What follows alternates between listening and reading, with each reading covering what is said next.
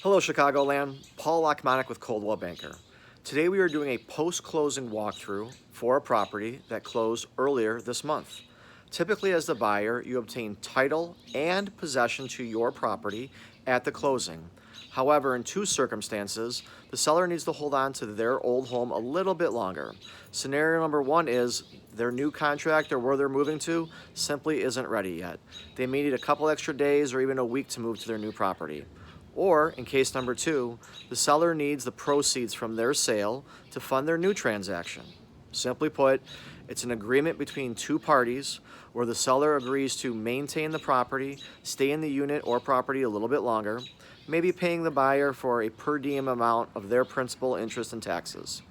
The buyer, on the other hand, allows the seller to stay in possession for a little bit longer, provided they do not remove any of the personal property or they do not damage the property.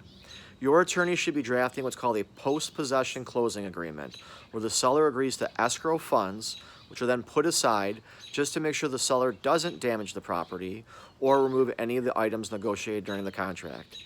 Right now, we're going to walk through the home, and we're going to let the attorneys know whether the condition is perfect and funds can be released, or if there is a problem, we'll let the attorneys hash it out and decide what amount goes to the buyer and what amount goes to the seller.